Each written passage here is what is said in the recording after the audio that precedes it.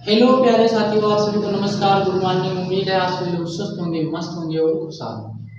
हम लोग पिछले क्लास में पढ़ रहे थे तत्वों का वर्गीकरण, जिसमें हम लोग धातुओं के बारे में पढ़ चुके थे।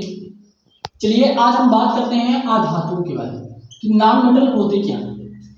सबसे पहले पॉइंट कि जो आधात होते हैं ये तीनों अवस्थाओं में पाए जाते हैं, ठोस, द्रव और गैस।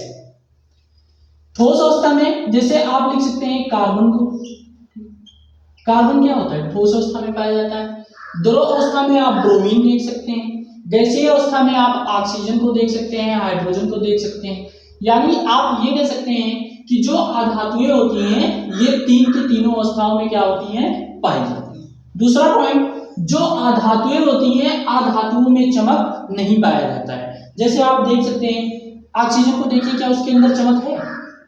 कार्बन को देखिए, क्या उसके अंदर चमक है? नहीं होता है। यानी जो आधातुएं होती हैं आधातुओं के अंदर चमक नहीं होता है। लेकिन कुछ अपवाद होते हैं, जैसे ग्रेफाइट है, ग्रेफाइट के अंदर चमक पाया जाता है।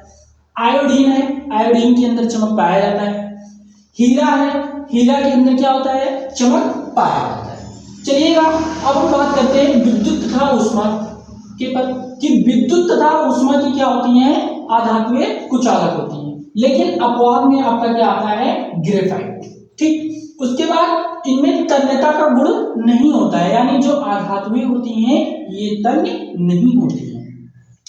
आघातवर्धनीय, जो आधातुएं होती हैं ये आघातवर्धनीय नहीं होती हैं। प्रतिध्वनि उत्पन्न नहीं करती हैं, यानी जो आधातुएं होती हैं ये प्रतिध्वनि उत्पन्न नहीं करती हैं। जैसे आप देखिए कि कार्बन है, कार्बन को पीटिए, देखिए क्या आवाज निकल रहा है, नहीं निकलेगा। हाइड्रोजन को पीटिए, देखिए क्या आवाज निकलेगा, नहीं निकलेगा। ब्रोमीन को पीटिए, देखिए क्या आवाज उत्पन्न करेगा, नहीं करता है। यानी इनमें प्रतिध्वनि उत्पन्न करने की क्षमता नहीं होती है। अर्थात जो आधातुएं होती हैं ये प्रतिध्वनि उत्पन्न नहीं करती हैं। ठीक, जो आधातुएं होती हैं ये इलेक्ट्रॉन को क्या करती हैं, ग्रहण करती हैं, और इलेक्ट्रॉन को ग्रहण करने के बाद क्या बनाती हैं, ऋणायन बनाती हैं। ठीक, जैसे क्लोरीन है, क्लोरीन जो होता है ये सोडियम Na+ और क्लोरीन दोनों क्रिया करके क्या कर लेते हैं, सोडियम क्लोराइड बनाते हैं। ठीक, उसके बाद जो आधातुएं होती हैं ये भंगुर होती हैं। भंगुर का मतलब कि आधातुएं जो होती हैं इनको जैसे अगर किसी चीज से अगर पीटा जाए